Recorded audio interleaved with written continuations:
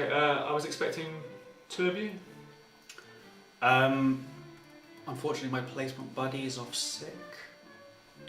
All right. Okay. Nothing too serious. I don't think so. No, I think it should be okay. Okay.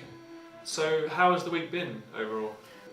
It's been really good. Yeah, everyone's been really friendly, and I think I've managed to integrate myself into the team really well, and everyone's been really great. So, what have you been up to exactly over the week? What have you seen? Well, yesterday we had a placement in the nurse run clinic. And how was that? Useful. Yeah, I think it was a valid learning opportunity. That's good to hear. Okay, so that was yesterday morning. And what was scheduled in on your timetable for Wednesday afternoon? We had SDL in the afternoon. SDL. Okay, so I went to the library and did some reading. Okay, fair enough. Okay, so I'm assuming you have a patient for you. You managed to see a patient? Yes. I saw him yesterday. Excellent, excellent. So what I'd like to do, I'm trying to make things a bit different, a bit more, engaging. So what I'd like to do is, you imagine that it's, 2 o'clock in the morning. You're my F1, and you're ringing me, your consultant, and I want you to kind of keep it nice and sharp and salient, and just give me the main key points of the history. Just to try and keep it tight. So if you'd like to fire away.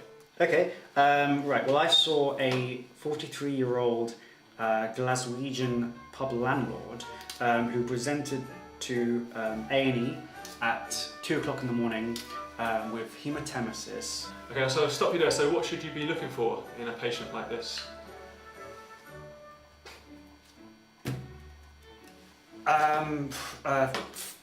Physical manifestations of the disease.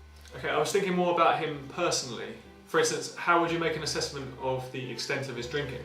Okay, well, we talked a bit about that. He said that sometimes he definitely feels that he should cut down on his drinking. On the other hand, sometimes when people sort of ask him about it or sort of nag him about it, he feels pretty angry about it all. On the other hand, when he sort of thinks about it and sort of the effect it's having on his life, he does feel a bit guilty about it all. But I think I'd say overall it is quite serious, because sometimes, when he wakes up in the morning, the first thing he does is just have a drink, as an eye opener. Okay, excellent. And what were your examination findings? Gynecomastia. Okay, so what I'm going to do now is, as a bit of a side point, I'm just going to try and push you a bit here. Okay. Are there any medications that you know that can cause gynecomastia?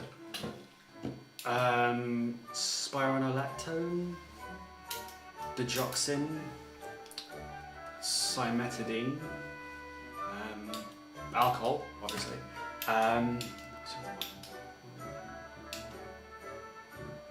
Ketoconazole are the causes of gynecomastia. Excellent, excellent. So, do you have a mnemonic that you use to remember that? No, I just know that. Okay. Just know that, by heart. Very good, very good. And were there any specific ideas, concerns, or expectations in this patient? Well, yeah, we talked a bit about that. I think he was a bit sort of concerned about sort of the effect it's going to have on his family, and sort of arrangements regarding sort of going home, and sort of what facilities will be in place when he does eventually go home. So I think he was those were his main sort of concerns, I would say, to you. Okay, thank you. Okay, looks like we've ticked all of the boxes that need to be ticked on this form. Cool, thank you.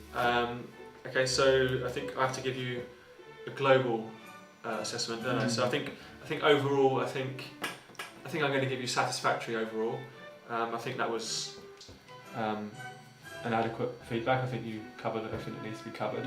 Okay, so that's the form filled out. So And so am I giving you the yellow bit? Is it for you or am I? You keep the yellow sheet. Oh, the yellow form's for me. Yeah. Oh, okay. So you're the what? The pink and the white are for you. That's right. Okay. Yeah. So and I'm keeping the yellow.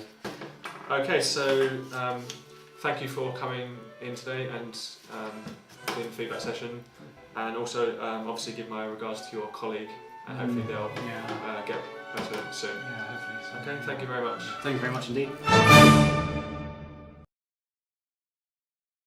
Well, I remember my first day on the ward.